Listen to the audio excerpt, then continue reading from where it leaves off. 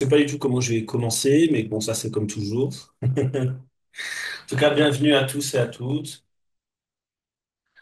Euh, c'est vrai que la question qui pourrait se poser, en tout cas la question que je me suis posée, c'est euh, dans cette orientation, dans cette nouvelle orientation-là en 2025.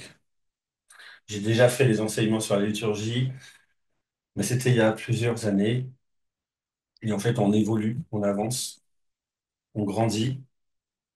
Et c'est vrai que là, ça rentre dans quelque chose de beaucoup plus sérieux.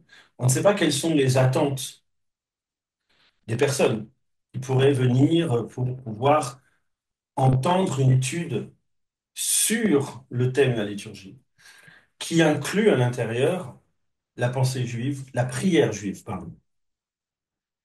Et la première question que je me suis posée, c'est suis-je légitime? Ai-je une légitimité pour pouvoir enseigner la liturgie? C'est-à-dire que les personnes qui vont venir se connecter pour entendre un enseignement sur la liturgie juive euh, doivent se demander est-ce que la personne elle a les compétences requises pour pouvoir enseigner la liturgie synagogale.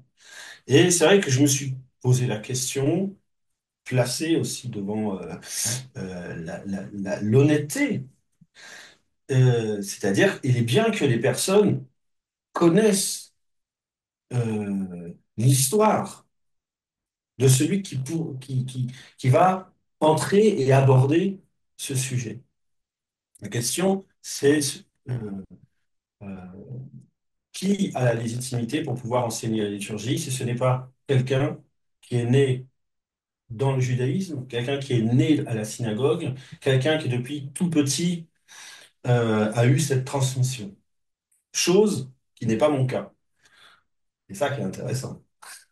C'est-à-dire que si les personnes ils sont dans une attente d'apprendre uniquement, essentiellement, le- le- la liturgie synagogale, je pense que je ne suis pas légitime et qu'il vaut mieux aller écouter les enseignements des rabbins, de personnes qui sont nées, qui vont voir vous expliquer la halakha, parce que la prière juive, c'est aussi des codes, des lois, c'est des choses très précises, c'est aussi une histoire, c'est un savoir. Et je me suis dit, je ne suis pas légitime dans la transmission synagogale. Maintenant, ce que je peux transmettre, ce que je peux, on ne peut enseigner ce qu'on est. Et on peut enseigner par rapport à son histoire. Et c'est vrai que si je peux enseigner la liturgie, ça serait le parcours qui nous a amenés aujourd'hui à pratiquer aujourd'hui cet office Torah. Parce que, et c'est pour ça que je pense que c'est bien de se présenter, parce que quelqu'un qui entrerait là aujourd'hui, qui se connecte, qui va se connecter, il dit, il a besoin de savoir qui est en face. Et comme j'ai dit, je ne suis pas né dans une synagogue, je ne suis pas d'origine juive, je ne suis pas né dans le judaïsme, suis-je légitime pour transmettre quelque chose d'authentique et de vrai? Par contre, c'est que ce qui est vrai, ce qui est authentique, c'est que le niveau, à ce moment, où est-ce que nous en sommes dans l'Assemblée messianique, ça, je peux l'expliquer. La pensée, l'orientation, les origines, la naissance et le futur. Je ne sais pas si je me fais comprendre. Pourquoi? Parce que la manière que moi je le vis, la manière euh, que on va dire, l'office tel que vous connaissez et ce que je suis aujourd'hui, et en fait est lié parce que cette pratique, c'est l'histoire de ma vie. C'est comme si le jour où euh, j'ai voulu donner ma vie à Dieu, j'ai voulu être, ouais, on va dire vraiment donner sa vie à Dieu, le début de cette histoire a commencé. Dans le sens que, en toute honnêteté, je suis aujourd'hui non pas ce que je voulais être, mais je suis le résultat de ce que Dieu a fait dans ma vie. Donc c'est pour ça que je peux expliquer ce qui est pour moi le présent de notre assemblée messianique et quel sera le futur. Dans le sens, c'est pourquoi pratiquer une liturgie? Pourquoi faire un office Torah? Quelle est l'origine? Quelle est l'essence? Quelle est la motivation? Est-ce que la motivation, elle est un désir humain? Est-ce que c'est une culpabilité? Ou est-ce que vraiment c'est un appel? Et moi, en ce qui me concerne, je pense que, bon, parce que cela fait depuis 1999, que donc j'ai donné ma vie à Dieu d'une manière très simple. Mais comme je l'ai expliqué, ce pas s'est fait sur un fondement. Et le fondement, ça a été, et comme je le dis toujours quand je raconte mon histoire, c'est fait sur deux versets. On va dire deux passages. Le premier passage, ça a été Varim, chapitre 8. Je ne sais plus si c'est verset 2 ou 3, qui est l'homme ne vit pas simplement de de pain, mais de toute parole qui sort de la bouche de Dieu. Dans le sens que euh, la- ce désir d'authenticité, ce n'est pas que j'ai découvert une vérité et j'adhère à cette vérité, c'est non, en fait, je veux donner mon cœur à Dieu, mais ce Dieu inconnu, révèle-toi à moi d'une manière vraie et ne permets pas que je puisse évoluer dans le mensonge, mais que je puisse évoluer dans le vrai. Et c'est ce qui a été la base. Ensuite, l'autre verset, l'autre passage, comme j'ai dit, c'était la prière de Shlomo Améler, du roi Salomon, qui comment discerner, pour faire simple, comment discerner le vrai du faux? Comment être dans le vrai et ne pas vivre dans l'illusion du vrai? Et qu'est-ce qui fait la différence entre être dans le vrai et l'illusion du vrai? Ben, c'est moi, en fait. C'est ma perception. Et c'est vrai que si aujourd'hui je venais et que je disais j'ai la vérité, j'ai toute la vérité, ou je suis le... Moi, je vous dis fuyez. Parce que la vérité, elle est en Hachem, et je pense que c'est un parcours. Et je crois que c'est tout le sens du Lech Lecha. C'est sors, sors de ton identité, sors de toi-même pour aller vers celui qui doit être. Et c'est vrai que moi, du coup, je viens pas d'un monde catholique.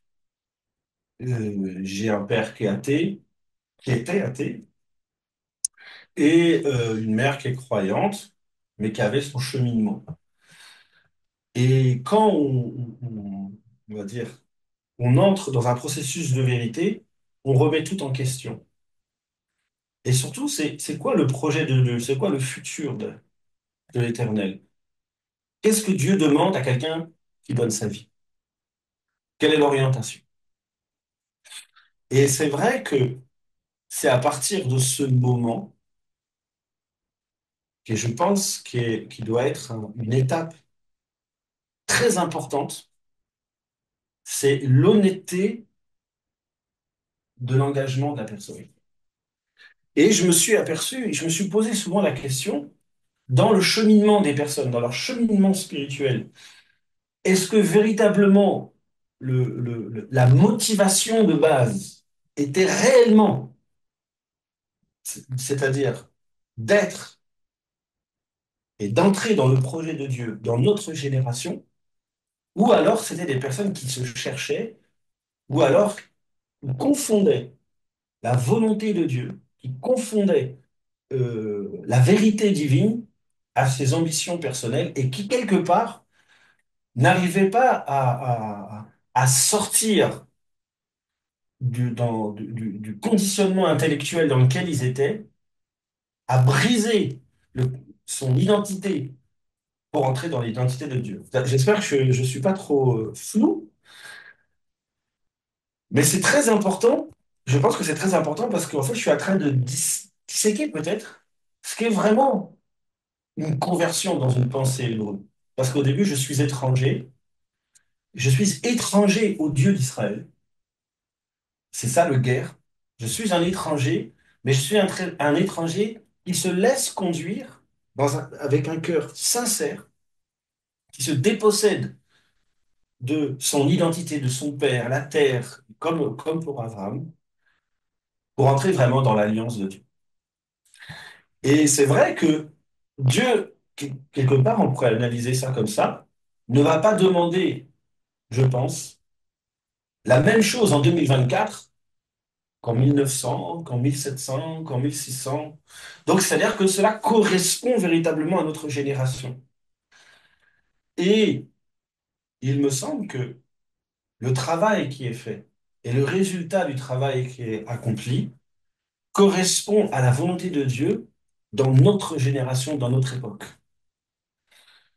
Et c'est vrai que pour beaucoup, je veux dire, le point de départ culminant dans l'orientation spirituelle, même dans le monde, surtout dans le monde chrétien, je pense,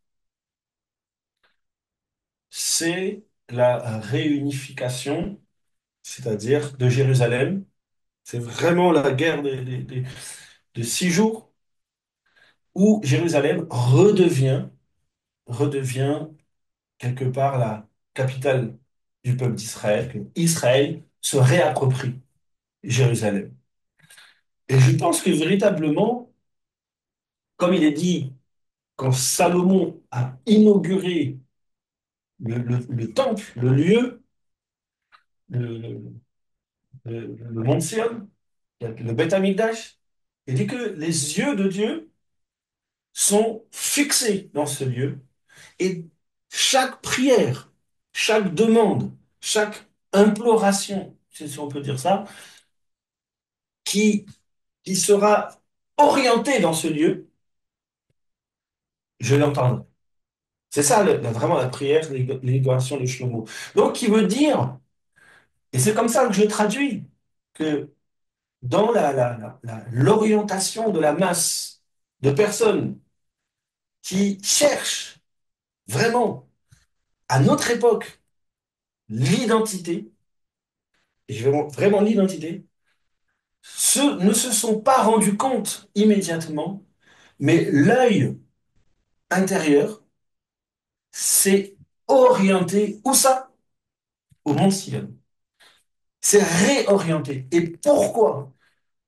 Parce qu'à partir de cette réunification, comme il m'a dit, il y a un temps qui s'est terminé et un temps qui s'est renouvelé. Une époque, une période. Et il me semble que quelque part, à partir de 67, c'est à ce moment vraiment qui a émergé le commencement, la naissance du mouvement messianique. C'est-à-dire de, de restaurer les ruines du temple. On reconstruit le Beth Amikdash.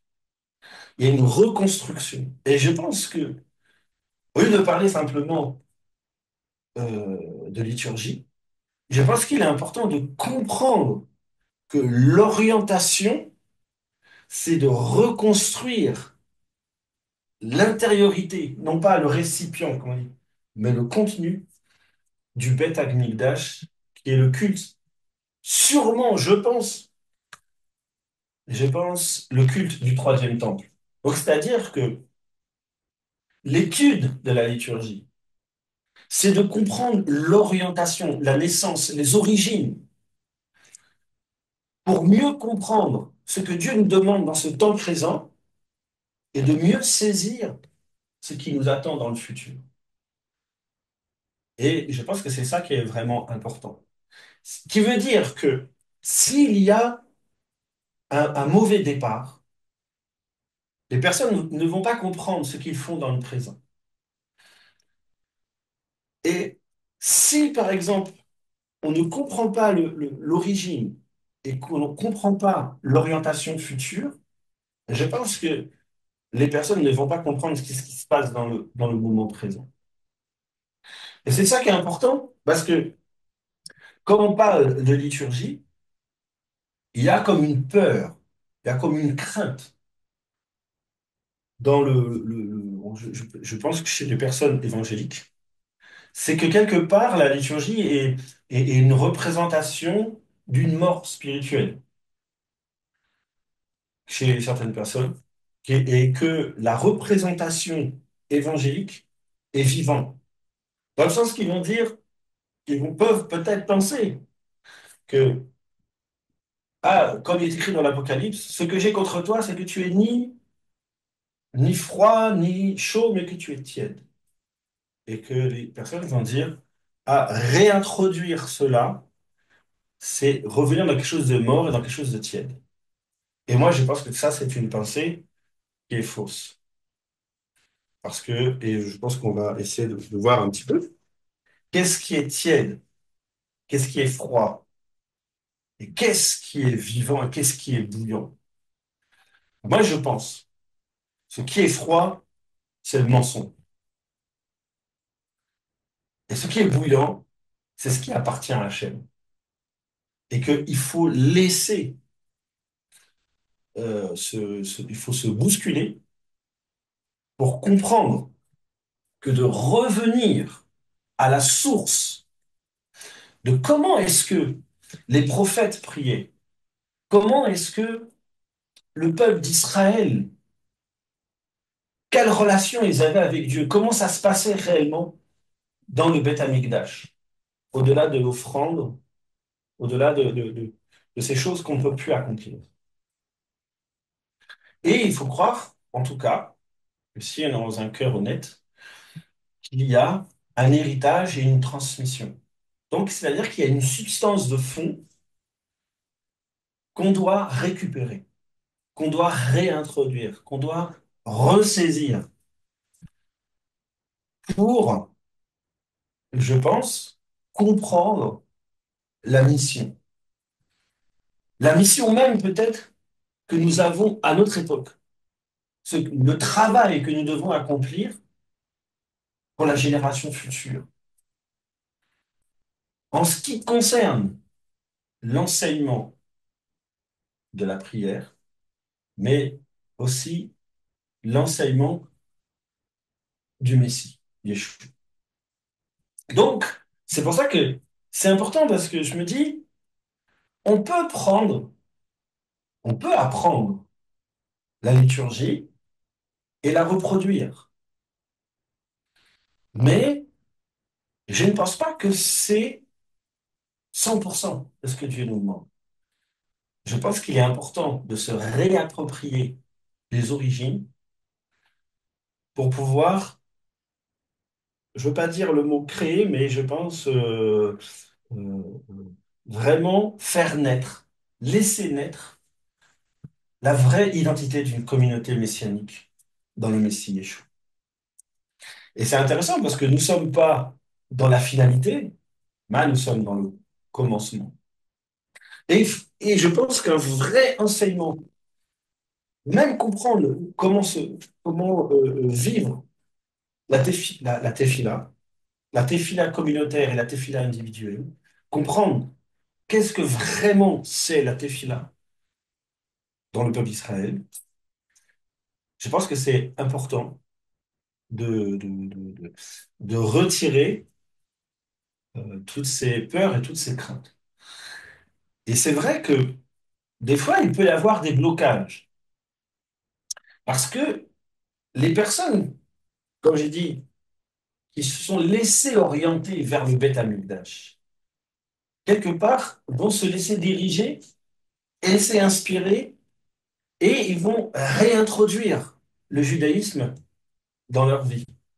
Peut-être que ça peut être une réintroduction anarchique. Peut-être que c'est une réintroduction, on ne sait pas trop. Qu'est-ce qui doit être pris, qu'est-ce qui ne doit pas être pris, qu'est-ce qui doit être gardé, qu'est-ce qui ne doit pas être gardé. Et là, ils recherchent des maîtres, recherchent des raves messianiques qui puissent décortiquer, qui puissent filtrer, qui puissent leur dire euh, vraiment qu'est-ce que l'Éternel nous demande comme une pratique juste. Et je crois que, voilà, je pense que c'était ça en tout cas aujourd'hui, jusqu'à aujourd'hui, le travail de ce que je pourrais appeler de toute ma vie spirituelle. Donc ça fait 24 ans. Je pense que ça doit être ça et qu'on n'est que au début, mais on est arrivé à un stade où on va rentrer vraiment dans quelque chose, je pense, de plus en plus sérieux. Bon, ça va, mon introduction n'est pas... mais je pense que c'est vraiment important de comprendre ça. Parce que certains peuvent être motivés par dire, nous voulons retrouver la communauté primitive chrétienne. Je ne sais pas si vous avez déjà dit certaines personnes. Ah, nous voulons retrouver, être l'Église primitive. Ça, c'est théologique. Donc, ce qu'ils veulent, quelque part, c'est pas de comprendre le futur ni l'orientation. C'est de revenir à une époque passée, pensant que le judaïsme, et ça, c'est vraiment ma pensée, pensant que le judaïsme primitif d'il y a 2000 ans elle a une supériorité, elle a une perfection que nous devons retrouver parce que il regarde un petit peu ce qui se passe par rapport aux écrits, il regarde ce qui se passe dans les églises, il regarde ce qui se passe sur ceci, peut-être il regarde ce qui se passe dans les synagogues, et il dit, ah, mais moi j'ai dit que avancer la tête en arrière, dans le passé, c'est pas forcément ce que Dieu nous demande. C'est-à-dire qu'il faut comprendre le passé, mais je pense qu'il ne faut pas idéaliser le passé, comme beaucoup disent, ah, moi je veux le judaïsme de Jésus.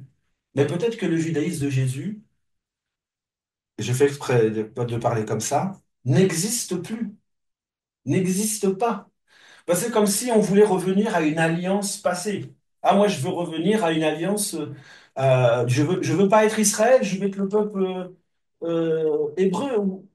Non, il y a le peuple hébreu, il y a le peuple d'Israël, il y a le peuple juif, et il y a et il y a le peuple juif qui revient sur sa terre, qui redevient le peuple Israël, et qui, quelque part, dans certaines pensées, redevient le peuple hébreu, pour redevenir le peuple hébreu initial. Et ça, c'est important parce que ça veut dire que c'est une attitude de restauration. Et je pense que si on ne saisit pas cela, soit on va créer un christianisme judaïque, judaïsé, avec toutes sortes de pensées mélangées, soit les personnes vont revenir dans un judaïsme ne réussissant plus à se dire où est Yeshua en fait, à quoi a servi Yeshua, à quoi sert Yeshua, à quoi, et reviennent vraiment dans un pur judaïsme, soit on invente quelque chose de nouveau qui est mélangé, soit on revient en arrière, ou soit on comprend l'orientation pour construire le temps du futur. Et ça, je crois que c'est vraiment l'orientation dans laquelle je vais partager la liturgie dans le futur, les futurs cours que je vais faire. OK? Donc, je voudrais introduire une pensée qui sera la pensée d'un maître qui est décédé il n'y a pas longtemps, pour essayer de comprendre en fait. Et je vais juste faire une toute petite introduction de qu'est-ce que c'est que la prière liturgique. Tout le monde sait, je pense que c'est assez courant qu'ils disent qu'il y a eu l'époque du sacrifice dans le temple, il y avait le rituel dans le temple, et que le temple a été détruit. Et comme le temple a été détruit, les sacrifices ont été remplacés par la tefila, par la prière.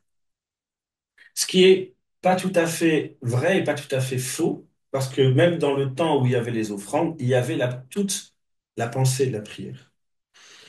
Et, et comme je vois que j'ai fait une introduction assez longue, je vais assez rapide. Comment est-ce qu'on appelle la prière? Comment on appelle le culte en hébreu? On appelle la avoda shebalev. Donc, c'est-à-dire que la première chose qu'on doit comprendre, c'est dans le service divin, dans le service de tout ce qui va englober la prière, collective et individuelle, on appelle ça la avoda shebalev. C'est quoi? Le service du cœur. Et c'est vrai qu'on pourrait penser que la prière, c'est le service, le travail de la bouche, parce que quand je prie, je parle, et en fait, tout de suite, la pensée d'Israël fait comprendre que la tefila n'est pas le travail de la parole, où on parle, mais c'est un travail de cœur. Et que l'origine de la prière euh, vient du service divin, vient du service des Kohanim et des Kohen. Et il dit que le Beth Amikdash, donc là je vais prendre un enseignement du rabbin Léon Ashkenazi, il explique qu'il y a deux prières. Il y a la prière synagogale qui est dans l'enseignement rabbinique une obligation, et il y a la prière individuelle et spontanée, comme tout le monde prie, qui est pas une obligation, chacun peut prier où il veut, chacun peut parler à Dieu où il veut, chacun peut s'exprimer avec Dieu individuellement comme il veut. Il ne faut pas penser que la prière juive, c'est simplement les prières liturgiques. Il y a les deux. Maintenant, les prières liturgiques, elles ont une origine. Et vous avez compris que l'origine de la prière liturgique, c'est la prière collective. C'est la prière du peuple, mais qui correspond à quelque chose de bien précis. C'est-à-dire que la prière liturgique n'est pas de demander à Dieu ses besoins personnels. Son objectif, elle n'est pas ça. La prière liturgique, elle est basée sur le sacerdoce. Elle est basée sur l'expiation des fautes qui ne peut plus se faire par le sacrifice, mais qui est remplacé par la prière. Et c'est là où tout est différent parce que tous les commandements qui sont liés à- aux offrandes et aux sacrifices qui sont faits vont se substituer, donc c'est-à-dire qu'ils vont vraiment être à l'origine, et ben, ils vont se substituer par toute l'organisation de la prière liturgique. Donc ça, c'est très important à comprendre et que en ce qui concerne la liturgie, je vais m'arrêter là. Parce que j'avais dit que je ne dirais pas. Je construirai un cours, si Dieu me le permet, en essayant d'être le plus vrai possible. Mais c'est ça qu'il faut comprendre, parce qu'autrement, il va dire c'est une obligation. Vous allez souvent entendre.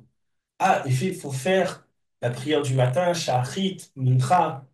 C'est une obligation parce elle correspondait à l'obligation du temps.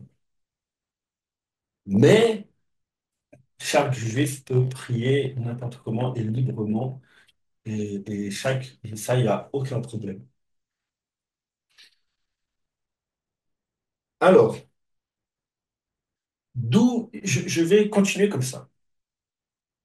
D'où vient toute la structure des prières? Euh, et je vais expliquer par rapport à un passage. Ouais, je vais construire ça comme ça. Il est écrit dans un Thessalonicien. Un Thessalonicien, vous connaissez tous 5:17. Je vais pas prendre je vais prendre cette traduction, mais je crois que c'est ça. Donc, 5, on va prendre 16. 5, 16, qu'est-ce qu'il dit? Il dit, soyez toujours joyeux. Soyez toujours joyeux. Et ensuite, il dit, priez sans cesse et rendez grâce en toutes choses, car c'est à votre égard la volonté de Dieu dans le Messie Yeshua. Alors, je cherche la traduction en hébreu. Ok. Donc, Simchut Tamid. Simchut Tamid, soyez toujours joyeux. C'est très intéressant de voir que Shaliar Paul commence par la Simcha. Soyez toujours joyeux et ensuite il dit priez sans cesse. Je suis allé chercher dans la Peshitta. Donc c'est Veit Palelu. Veit Palelu, Beli Echef. Priez sans cesse. Veit Palelu. Et ça, c'est le premier mot qu'on va étudier ce soir, c'est Palel, sur la prière. Parce que Palel, me paraît très, très, très, très important. Je pense même pour comprendre, pour essayer de faire un lien entre la prière synagogale, la prière sacerdotale, simplement de la prière où la personne demande des besoins ou quoi que ce soit. Il y a la prière sacerdotale et elle est dans une compréhension. Et pour comprendre qu'est-ce que ça veut dire, cet enseignement, Vaïd Palelu, prier sans cesse, on va aller voir dans la Torah où est-ce que le mot Palel intervient pour la première fois. Et c'est dans Bereshit, dans Bereshit 20, verset 7.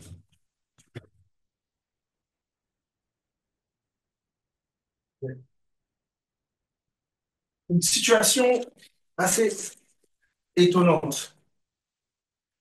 Mais pour essayer de comprendre la pensée hébreu sur la prière et qui a enseigné la prière au peuple d'Israël et qui a le droit de prier. Alors, l'histoire où le mot Vaïpalel, Palel surgit dans la Torah, est l'histoire où Abraham a dit que sa sœur, que Sarah était sa sœur, et Avimelech l'a voulu apprendre pour son épouse. Et Dieu parle à Avimelech dans un rêve, et Avimelech il dit, moi aussi, dans le 6 là, moi aussi je savais que c'est dans l'innocence de ton cœur que tu as fait cela, c'est Hachem qui parle à Avimelech. Aussi t'ai-je empêché de pécher contre moi, c'est pourquoi je t'ai laissé la toucher. Et là, le verset 7, il dit, Ve'ata Hashev eshet ha'ishki navi. Qu'est-ce qu'il dit? Et maintenant, ramène la femme de cet homme, donc Abraham, car il est navi, il est prophète. Et ensuite, il dit, Veit palel ba'adecha. Donc, il dit, parce qu'il est prophète, il priera pour toi et tu vivras. Mais si tu ne ramènes pas la femme, sache que mort, que tu mourras. Ça, c'est important. Alors, il explique que c'est parce qu'il est prophète qu'il peut prier. Et là, c'est ça qui veut dire, en fait, il y a deux, il y a vraiment deux relations. Celui qui peut prier, c'est celui qui est prophète. Or, nous savons que les peuples d'Israël enseignent qu'il n'y a plus de prophète. Donc, qui a enseigné les prières, qui a transmis la façon de prier au peuple d'Israël, ce sont les prophètes. Et la prière est basée toutes les prières sont basées sur les prophètes. Et pourquoi? Pourquoi? Et c'est ce que dit Manitou, si j'arrive à retrouver. Il dit que celui qui parle au nom de Dieu, il est prophète, et celui qui parle à Dieu, il prie. Maintenant, la question est, pourquoi est-ce que l'Éternel, il dit, maintenant, tu dois ramener cette femme parce qu'il est prophète. Et le prophète, c'est celui qui a compréhension et connaissance du futur. Maintenant, il y a une fracture. Il y a une fracture entre Sarah et Abraham. Et ils expliquent pourquoi est-ce que Abraham, il a dit que Sarah était sa femme. Est-ce qu'il a menti? Alors, il donne une explication. Il fait, en fait, il y a trois relations dans le mariage. Il y a trois relations, trois complicités.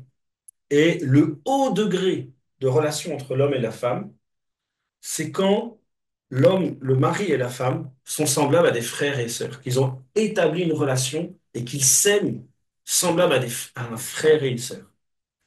Et qu'en fin de compte, ils avaient une relation qui était tellement profonde que ça renvoyait une relation de frère et sœur. Et lui, il est venu et il a brisé cette relation. Et Avram, qui était prophète, en fait, il explique qu'il savait que Avimelech, en fait, aurait de toute façon convoité cette relation et il lui aurait volé son épouse. Donc, il lui a fait croire volontairement,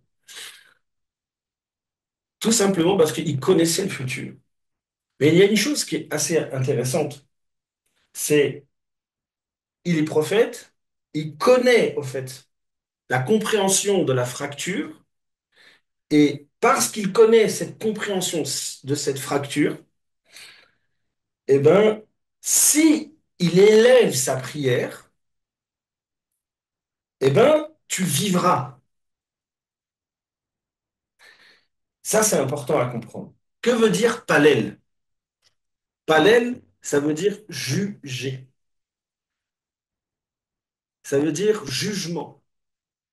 Ça veut dire condamner, blâmer, dans le sens. Maintenant, d'où vient euh, ce mot juger pour expliquer que c'est prier? Là, vous verrez que prier, ce n'est pas parler. Mais, en fait, palel veut expliquer s'interposer contre un jugement. Donc, c'est-à-dire, on comprend qu'il y a une fracture, on comprend qu'il y a une chose qui a cassé, qui a fracturé, ce qui va amener un jugement. Et l'Éternel dit, puisque lui il comprend, et il saisit la cause de la fracture, la cause de ce qui amène la colère de Dieu, la personne va pouvoir prier, s'interposer au jugement divin pour rétablir quoi? Le châtiment. C'est-à-dire, tu devrais mourir, mais parce que le prophète prie, tu vivras. Parce qu'il va réparer, il va réparer la faute. Il va réparer l'origine de la colère de celui qui juge. Et ça, c'est important parce que qui est celui qui juge? C'est le Père. C'est le Père qui juge. Et on va venir sur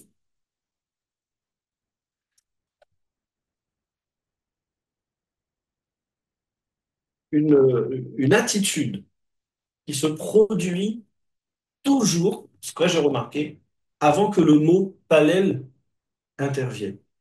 On va venir dans Bereshit 17. Donc Bereshit 17, c'est ce qu'il va faire comprendre ce que l'Éternel, ce que veut signifier le service du cœur. Le service du cœur, ce n'est pas ce que tu dis, mais c'est dans la situation où se trouve ton cœur qui apporte un langage à Dieu. Et dans Bereshit 17.3, j'aimerais vraiment pouvoir lire les choses, comprendre Voilà, on va revenir. Et une attitude de Avram.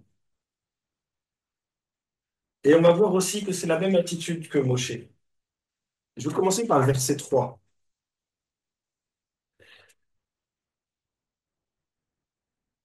Et marqué, Vaïpol Avram al Panav, Vaïdaber ito Elohim le mort.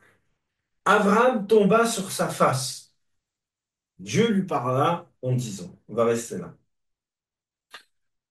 C'est souvent, je ne sais pas si vous avez remarqué, c'est cette attitude qui est écrite dans la Torah, qui est utilisée par le mot nafal, tomber. Il tomba sur sa face, ou face contre terre. Là, c'est Avram tomba sur sa face. Et en fait, le mot nafal, là c'est marqué vaïpol parce que c'est conjugué, mais nafal qui veut dire tomber, se trouve toujours, souvent, je veux dire souvent, avant palel. C'est-à-dire que c'est souvent le même schéma. Et là, Avram, Dieu va se révéler. On revient au verset 1. Il était âgé de 90 ans, 99 ans. Hachem apparut à Avram. Et il dit, je suis El Shaddai. Il fait, marche devant moi et sois intègre. D'accord? Ensuite, il lui explique, marche devant moi et sois intègre. Et je placerai mon alliance entre moi et toi. Je te multiplierai très grandement. Et là, Avram, il tombe sur sa face. Qu'est-ce que ça veut dire? L'Éternel dit une chose, je suis El Shaddai. Avram, quand ce passage se produit, il me semble qu'Avram, il a eu Ishmaël un peu avant. Et que là, l'Éternel veut lui parler d'une chose. C'est la stérilité de Sarah et qu'il va enfanter un enfant. Et l'Éternel va révéler un petit peu, par ce passage, l'attitude laquelle on doit avoir dans la pensée vraiment hébreu. L'attitude dans la prière. Et là, on voit que l'Éternel il dit, je suis El Shaddai. Et El Shaddai, donc selon le Rambam, il dit, c'est, je suis le saboteur. Je suis celui qui vient, qui peut vaincre et saboter tous les systèmes. J'ai l'attribut de puissance, El. Et Shaddai, il dit, ça vient de Shoded, ça veut dire saboteur. Donc, c'est-à-dire que je suis celui qui a l'attribut de puissance divine, qui dirige le monde, c'est-à-dire que le monde est établi selon mes règles et selon mes limites. Mais je suis Shaddai, celui qui peut saboter par l'attribut du jugement terrestre. Et ça, c'est très intéressant. C'est oui, intéressant parce qu'on pourrait dire, Avram, il pourrait dire, mais je prie pour que Sarah, elle ait un enfant. Mais c'est Dieu qui l'a créé stérile. C'est Dieu qui a créé cette situation. Et c'est vrai que souvent, il y a un passage qui dit, mais ce qui se passe, c'est la volonté de Dieu. Comment est-ce que je peux prier? Comment je peux, quelque part, dire à Dieu, Seigneur, tu t'es trompé. Tu dois changer. Et j'y suis. Dans ces cas-là, pourquoi est-ce que l'Éternel a-t-il besoin d'avoir une personne, sa créature, qui va dire à Dieu, ah, en fait, tu t'es trompé, il faut changer? Non, par contre, il explique quelque chose, c'est qu'il y a un jugement. Mais par contre, quand on comprend et qu'on est dans l'attitude de cœur, l'exigence de Dieu, et regardez ce qui est écrit, il a dit, voilà, les choses sont établies par moi, mais on peut changer le jugement de Dieu. On peut changer le jugement de Dieu à condition d'être dans quelles conditions? Il dit que tu marches devant moi. Donc, marcher, c'est italer les fanaï, italer alacha. Ah, c'est que ta pratique, ta halacha, ta direction, ta marche. C'est-à-dire que quand tu es dans cette attitude de prière, ta halacha, tu dois marcher devant moi et dit, c'est comme si tu regardais Dieu en face et que tu te trouvais devant Dieu. C'est-à-dire que dans ton esprit, dans ton intériorité, le travail que tu dois avoir, c'est pour ça que c'est pas le langage avec les mots, parce qu'on peut dire des choses sans réaliser à qui on parle. C'est pour ça qu'il t'a dit, je suis El Shaddai. Si tu n'as pas compris que celui qui tient le jugement du monde, c'est moi, pourquoi tu pries? Et que seul celui qui peut changer le jugement de Dieu, c'est le prophète. Dans la pensée. Et que les prophètes ont enseigné à Israël le langage. Comment est-ce qu'on s'adresse à Dieu? Je pense que, le langage, dans la pensée, je me laisse inspirer dans une mystique et mon langage va être agréable à Hachem. Et l'inspiration dans la pensée hébreu, c'est l'attitude de cœur. C'est pour ça que quand ils font la Hamida, la prière qui est debout, qui est le cœur en fait de la prière sacerdotale juive, c'est comme si tu es devant le trône de Dieu qui est un juge. Et normalement, tu ne regardes pas devant toi. On ne doit pas regarder devant soi parce que Dieu est devant. Et en fait, il dit, sois intègre, toi, tamim. Alors c'est vrai que Palel, c'est le jugement. Et souvent, nous avons cette attitude, c'est que la première personne qu'on juge, c'est nous-mêmes. C'est-à-dire que suis-je digne et capable de m'interposer à un jugement de Dieu pour une personne? C'est-à-dire que c'est pour ça que souvent vous entendez, dans les prières hébraïques, enlève tous les décrets, les mauvais décrets sur les personnes. Donc, c'est-à-dire que quelque part, comme Avimelech, il a fait quelque chose où il a séparé et il a amené la colère de Dieu et il a amené le jugement de Dieu. Et nous, on va dans la prière pour expier. Donc, c'est-à-dire pour détourner le jugement de Dieu. Et en fait, quand Avram, il entend, je suis El Shaddai, il n'est pas en train de dire, c'est pas normal. Pourquoi est-ce que Sarah, elle est stérile? Moi, j'ai 90. Non. Il dit, je suis El Shaddai. Tout a un sens, c'est moi qui dirige toute chose. Marche devant moi et sois intègre. Et là, qu'est-ce qu'il dit ensuite? Tu comprendras mon alliance. Je placerai mon alliance entre toi et moi et je te multiplierai grandement. Et c'est après, quand il entend ça, qu'il est palais. C'est-à-dire que si nous réalisions le pouvoir de jugement de Dieu, est-ce que vraiment nous pourrons, nous oserons parler à Dieu d'une manière légère.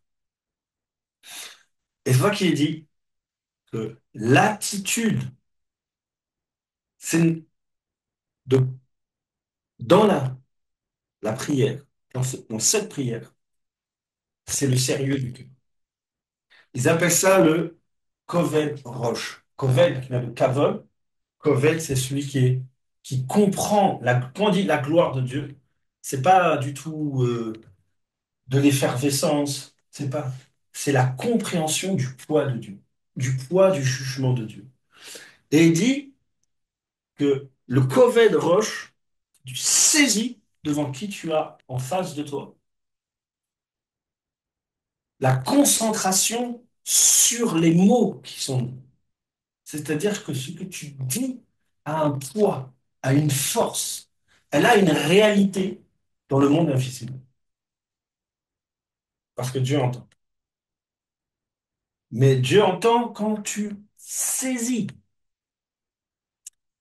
qui est devant toi et dit que cela s'oppose à celui qui prie avec une tête légère, dans la légèreté. Et c'est pour ça que parfois, d'être trop souvent dans la spontanéité, pensant que je suis authentique, mais c'est pas la spontanéité qui amène l'authenticité. C'est la compréhension du cœur et la compréhension de l'identité de Dieu. Que la prière, c'est quelque chose de sérieux. C'est pas quelque chose c'est pas quelque chose de léger qu'il faut prendre dans la légèreté. Surtout, imaginons, là, l'Éternel va enlever quoi chez Abraham? Qu'est-ce qui va révéler? Qu'est-ce qui va enlever? Une énorme souffrance, la souffrance de la stérilité de son épouse et la souffrance de la stérilité dans lequel le futur de Dieu ne peut pas s'accomplir sans le Fils. Donc, le Koved Roche, la tête Koved, lourde, comprend la responsabilité de celui qui s'interpose à un jugement, c'est qu'il comprend l'exigence de Hachem. C'est pour ça qu'on ne peut pas se présenter avec une tête légère et dire tout ce qui passe. Tu sais, Dieu, tu sais, tu sais, tu sais, tu sais. Comment ça, il sait? Ah, et puis ceci, et puis. Et on crie, pensant que c'est par le nombre de paroles, la qualité du mot, la qualité verbale, que le jugement va changer. Non. Ce qui fait la différence, c'est que quand la tête est pleine, qu'est-ce qui se passe? Pas l'aile. Il dit que il tombe face contre terre. C'est-à-dire que j'avais, voilà, il réalise qu'il est présent, que Hachem est présent. Il réalise le pouvoir du jugement d'Hachem et la personne descend de sa hauteur, il descend de sa grandeur et il tombe, son regard sur lui-même tombe.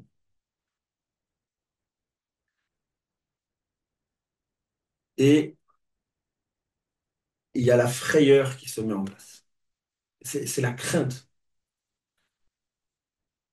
Et il cache sa face du Très-Haut pour la mettre à terre. Donc, c'est-à-dire que c'est une attitude d'humilité.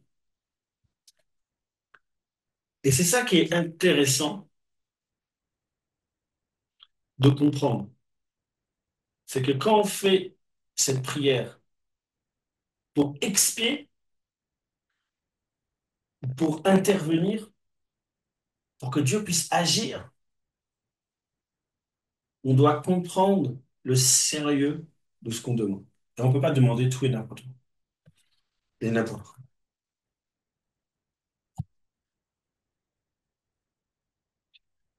Et je vais prendre un dernier exemple, un avant-dernier exemple. Dans Dvarim, chapitre 9, verset 19. Ça va être un petit peu répétitif, mais c'est pour bien comprendre. Voilà comment la Torah nous fait comprendre ce qu'est le palel. Parce que palel, avec palel, c'est la racine de tefila aussi.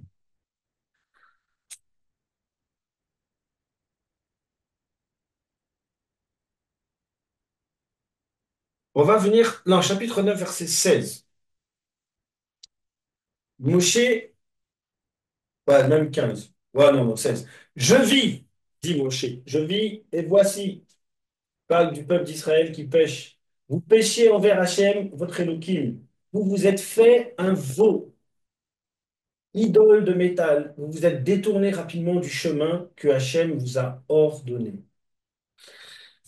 Vous voyez, la vraie prière sacerdotale, c'est que quand il comprend que le peuple, et ce n'est pas l'individu, le peuple a péché contre Dieu, je me suis saisi des deux tables et je les ai jetées sur mes deux mains, je les ai brisées à vos yeux. Et il dit dans le verset 18, Vaet palal lifne Adonai. Je m'en suis laissé tomber. Palel, pas palel, nafal. Je me suis laissé tomber. Et il y a une chose aussi qui est dit dans nafal, celui qui se laisse tomber, c'est celui, au fait, qui se met semblable à un mort. Et c'est intéressant, parce que la prière d'Abraham, c'est pour donner la vie. C'est pour donner la vie et empêcher la mort de celui qui a fauté.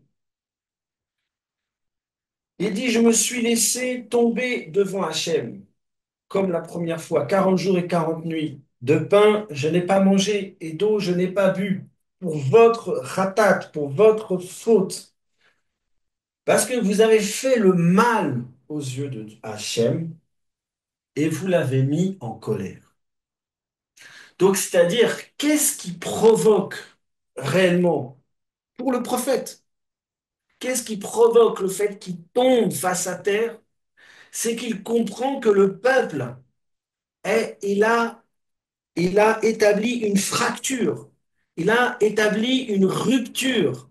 Et cette rupture-là, c'est marqué qu'il a mis, donc Hachem l'a mis en colère, ils ont fait le mal devant les yeux de Dieu. Et ils l'ont mis en colère. Et c'est marqué Léachisso. Léachisso, ça vient de Kassa, c'est-à-dire que avant qu'il y ait la colère de Dieu, qu'est-ce que le peuple a fait? Ils ont fait de la peine à Dieu. Ils ont fait de la peine. Ils ont fait ce mal envers Hachem quand ils ont pris un autre Dieu et qu'ils ont remplacé Dieu par un faux Dieu. Et ils ont vraiment blessé Dieu. Et c'est cette blessure, vous savez, quand on est blessé, surgit la colère. Parce que il y a une blessure importante. Et Moshe, il comprend, il saisit le moment tragique, le moment grave de ce qui se passe pour le peuple. Que la faute, quand on blesse Dieu, c'est grave, ça émet un jugement de colère. Et alors, ensuite, il dit, j'étais terrifié parce que je voyais le jugement de Dieu. Terrifié devant la colère et la fureur de Dieu, tellement Dieu il a été blessé par ce qu'ils ont fait.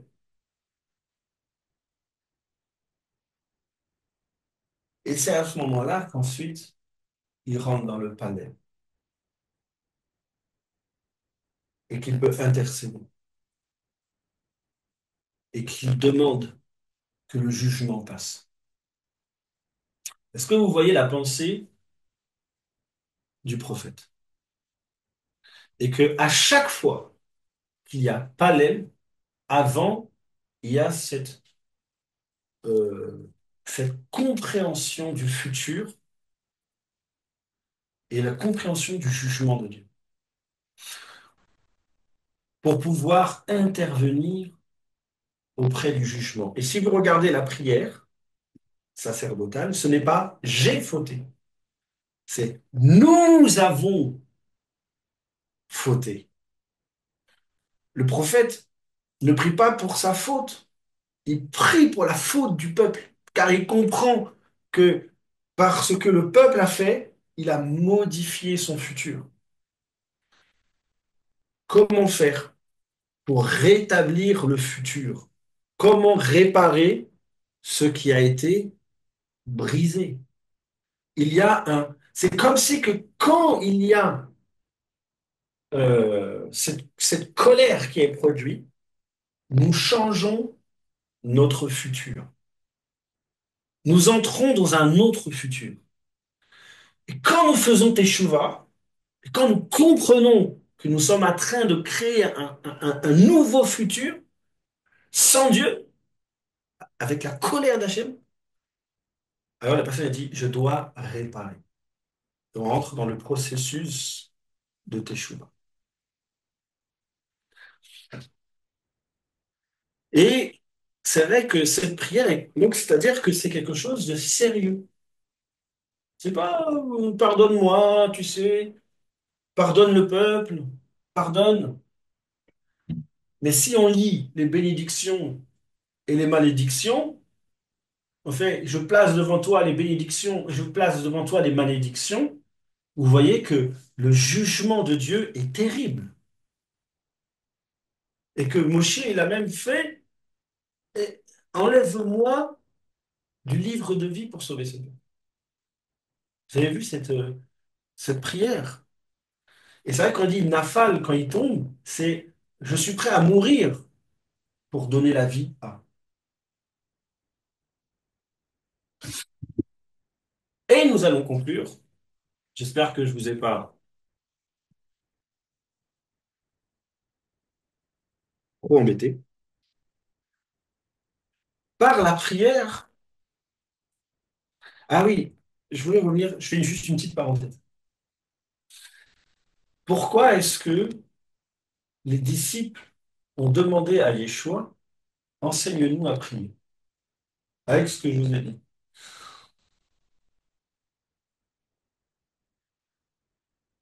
Parce que ils voyaient le Messie comme un prophète.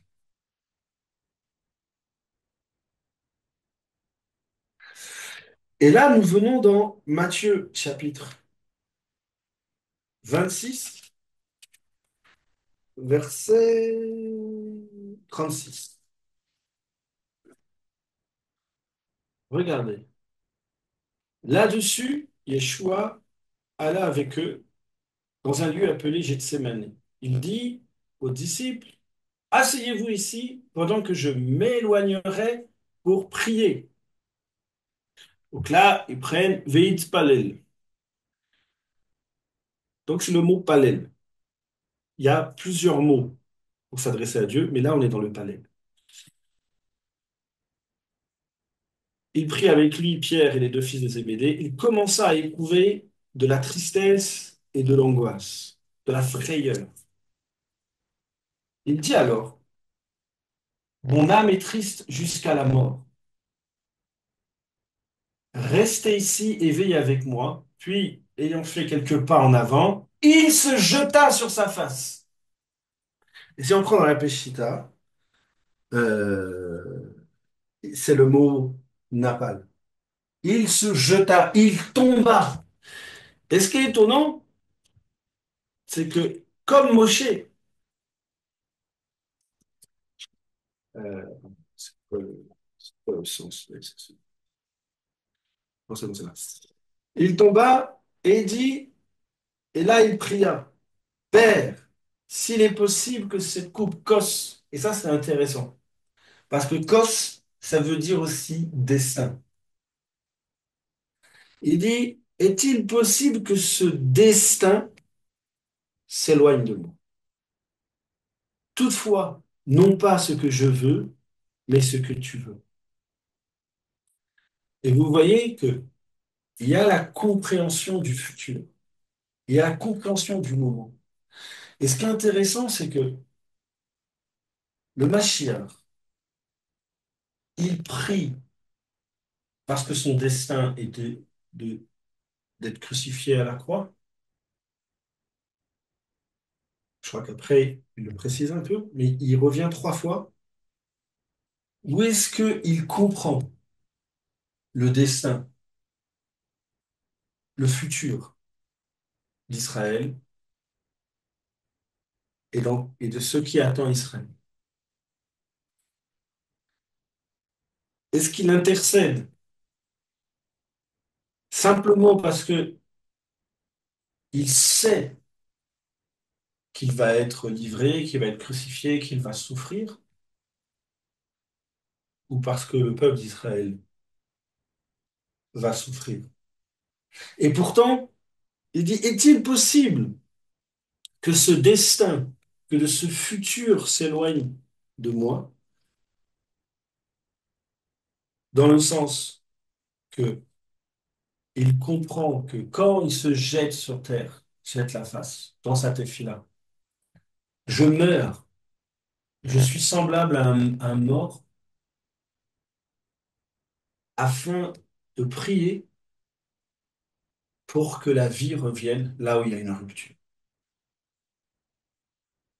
Pourquoi est-ce qu'il y a ce passage dans Gethsémané, si ce n'est il y a une rupture, il y a un destin, un futur de rupture, est-il possible que ce futur passe par un autre chemin, mais non pas ma volonté, mais ta volonté? Et c'est intéressant parce qu'à un moment donné, il dit, veillez et priez afin que vous ne tombiez pas dans la tentation. Il y a celui qui tombe face contre terre. Et bien, je me suis dit, pourquoi toujours face contre terre? Pourquoi il y a ce... À un moment donné, dans Azinou, il dit, ouvre ma bouche afin que la terre entende. Je fais, comment ça, là?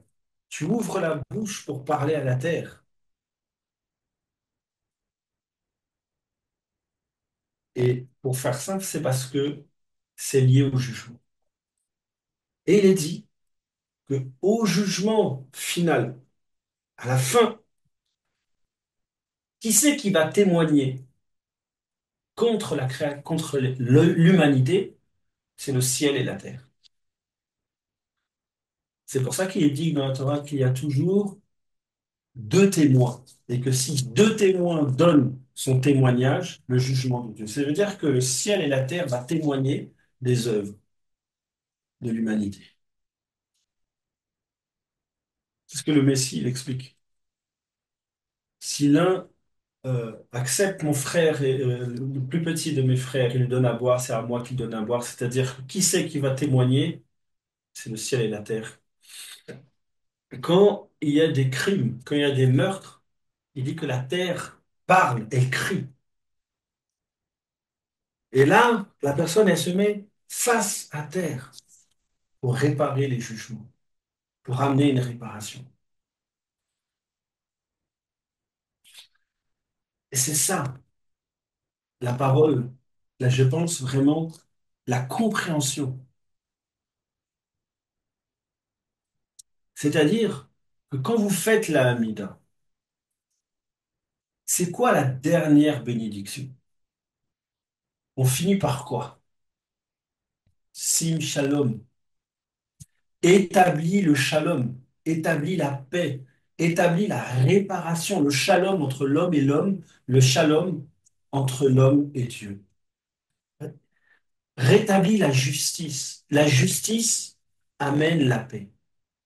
Et que le palel, la prière, l'attitude de prière, la prière d'Israël, c'est de rétablir la justice de Dieu sur terre, afin d'établir la paix, le royaume messianique.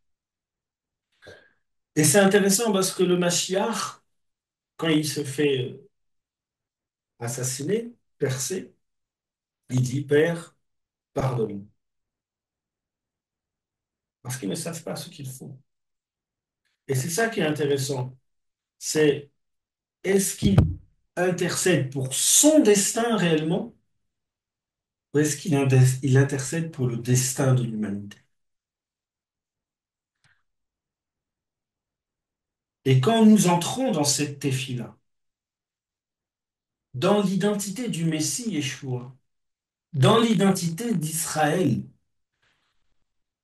nous réparons, je pense, nous réparons par nos œuvres, par notre attitude de cœur, devant Israël, devant le Père, devant le ciel, nous rétablissons une blessure en réintroduisant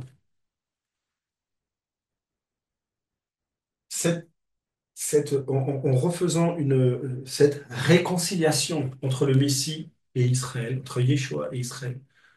Nous rétablissons la pensée de l'anti-Messie. Parce que la pensée de l'anti-Messie, c'est celui qui persécute Israël au nom du Messie. La pensée de l'anti-Messie, c'est l'antisémitisme religieux. La pensée de l'anti-Messie, c'est de garder une séparation entre Israël et son roi.